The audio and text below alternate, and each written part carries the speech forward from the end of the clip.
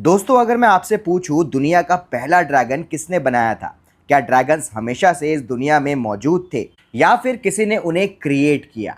अगर क्रिएट किया तो किसने क्रिएट किया, भगवान ने या फिर इंसानों ने? गेम ऑफ थ्रोन्स और हाउस ऑफ द ड्रैगन्स देखने के बाद हर फैन के दिमाग में ये सवाल जरूर आता है, क्योंकि ड्रैगन सिर्फ बड़े उड़ने वाले रेप्टाइल्स नहीं थे। वेस्टेरोस की हिस्ट्री में ड्रैगन्स एक ऐसी ताकत थे जिन्होंने किंगडम्स बनाए, एम्पायर्स गिरा दिए और पूरी दुनिया का बैलेंस ही बदल दिया। लेकिन उनकी असली कहानी बहुत ही कम लोग जानते हैं। आज हम चलेंगे हजारों साल पीछे।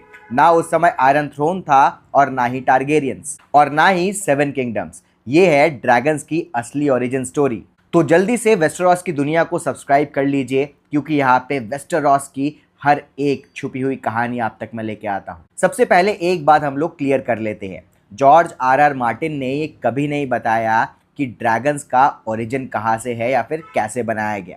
इसलिए जो भी हम जानते हैं वो एंशिएंट बुक्स, लेजेंड्स और कहानियों पर बेस्ड है। और इसी वजह से ड्रैगन्स का ओरिजिन आज भी वेस्टेरोस के सबसे बड़े मिस्ट्रीज में से एक माना जाता है। सब कुछ जो शुरू होता है वो वेस्टेरोस से नहीं, एसोस के एक खौफनाक और मिस्टीरियस रीजन से शुरू होता है, जिसे शैडोलैंड्स और शैडो के पार की जमीन कहा जाता है। वहीं पर एक जगह है असाए बाय द शैडो। पुरानी कहानियों के मुताबिक सबसे पहले ड्रैगन्स इसी जगह पर देखे गए थे। कहते हैं कि उस जगह का आसमान हमेशा अंधेरा रहता था, नदियां काली दिखती थी और हर तरफ अजीब सी मैजिकल एनर्जी महसूस होती थी। कुछ लोग मानते थे कि ड्रैगन्स वही नेचुरली इवॉल्व हुए, लेकिन दूसरी थ्योरीज इससे भी ज्यादा डरावनी है। एक थ्योरी ये भी कहती है कि ड्रैगन्स को इंसानों ने क्रिएट किया है, और इस थ्योरी के बीच में एक नाम आता है ब्लड मैजिक। शैडोलैंड्स के पावरफुल सॉर्सरर और एंशिएंट मैजिशियन ब्लड सैक्रिफाइस और डार्क मैजिक का इस्तेमाल करते थे। कई मेस्टर्स का मानना है कि ड्रैगन्स नॉर्मल क्रिएचर्स नहीं, बल्कि मैजिक और साइंस के कॉम्बिनेशन से बनाए गए लिविंग वेपन्स थे। सोचो, अगर किसी ने आग फेंकने वाला ड्रैगन क्रिएट किया हो सिर्फ पावर के लिए, तो ये दुनिया का सबसे खतरनाक एक्सपेरिमेंट था। इस थ्योरी को और इंटरेस्टिंग बनाती है एक और civilization, the great empire of the dawn. ये सिविलाइजेशन वेलेरिया से भी हजारों साल पुरानी मानी जाती है। कुछ एंशिएंट लेजेंड्स के मुताबिक उनके एम्परर्स ड्रैगन्स के साथ रहते थे। अगर ये कहानी सच है तो इसका मतलब है कि ड्रैगन्स टारगेरियन से भी बहुत पहले से एग्जिस्ट करते थे। लेकिन दोस्तों, हिस्ट्री में एक और नाम उभर कर आता है, वेलेरिया। अगर वेस्टेरोस में ड्रैगन्स का नाम सिविलाइजेशन से सबसे ज़्यादा जुड़ा है तो वो वेलेरिया से है। वेलेरिया शुरू में एक छोटा सा सेटलमेंट था, लेकिन उसके आसपास द 14 फ्लेम्स, 14 एक्टिव वॉल्केनोस थे। यहीं पर वेलेरियंस को ड्रैगन्स मिले। बहुत सारे हिस्टोरियंस मानते हैं कि वेलेरियंस ने ड्रैगन को टेम किया।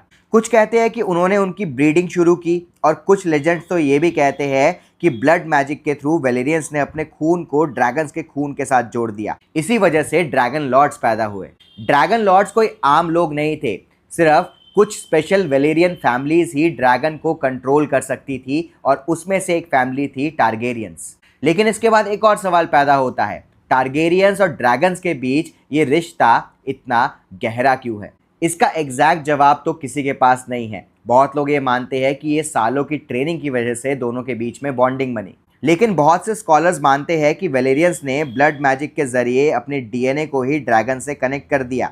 शायद इसीलिए टारगेरियंस के बाल चांदी जैसे सफ़ेद और आंखें बैंगनी होती है। शायद इसीलिए वो ड्रैगन्स के साथ एक इमोशनल बॉन्ड बना पाते हैं, और इसी वजह से टारगेरियंस अपनी ब्लड लाइन को प्योर रखने के लिए फैमिली के अंदर ही शादियां करते रहे हैं। ये सिर्फ एक ट्रेडिशन नहीं था, ये ड्रैगन्स पे अपनी पकड़ बनाने की एक कोशिश भी हो सकती है। अब बात करते हैं ड्रैगन्स की लाइफ साइकिल की। हर एक ड्रैगन एक एग से पैदा होते हैं, और ड्रैगन का एग बहुत ही ज़्यादा रेयर होता है। उन्हें जिंदा रखने के लिए हीट की ज़रूरत होती है। कई बार टारगेरियंस न्यू बॉर्न प्रिंस या प्रिंसेस के क्रेडल में ड्रैगन एग रख देते हैं। अगर किस्मत और मैजिक साथ दे तो एग हैच हो जाता है, और बचपन से ही ड्रैगन उसके राइडर के बीच एक स्पेशल बॉन्ड बन जाता है। लेकिन कई सारे एग हैच नहीं होते, यानी टूटते नहीं हैं। वो कई सालों तक पत्थर की तरह ऐसे ही पड़े रहते हैं, जब तक डेनेरिस टारगेरियंस ने उन्हें दोबारा जिंदा नहीं कर दिया। जब डेनेरिस अपने हस्बैंड खाल ड्रोगो के फ्यूनरल पायर पर चढ़ी, उसने 3 ड्रैगन एग्स भी आग में रख दिए। सबको लगा कि सब कुछ जल जाएगा, लेकिन अगले ही दिन इसी फायर से एक औरत जिंदा निकली, और उसके कंधों पर बैठे थे 3 new born dragons, dragon, regal और विसेरियन। ये सिर्फ 3 ड्रैगन्स का जन्म नहीं था, ये दुनिया में मैजिक के वापस लौटने का सिग्नल था। जैसे ही ड्रैगन्स वापस आए, व्हाइट वॉकर्स की पावर भी बदलने लगी। कई फैंस और स्कॉलर्स मानते हैं कि ड्रैगन्स और मैजिक एक दूसरे से जुड़े हुए हैं। जब ड्रैगन्स खत्म हुए, मैजिक कमजोर पड़ गया, और जब ड्रैगन्स लौट आए, दुनिया फिर से बदलने लगी। लेकिन ड्रैगन सिर्फ आग नहीं उगलते, हर ड्रैगन्स की अपनी एक पर्सनालिटी होती है।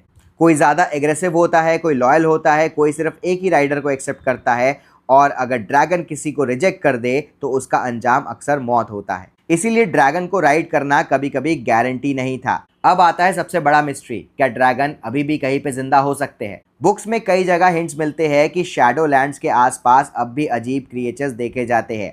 सेलर्स ने जायंट विंग्स और फायर जैसी रोशनी की कहानियां सुनाई हैं, लेकिन किसी ने कभी ऑफिशियली कोई ड्रैगन नहीं देखा।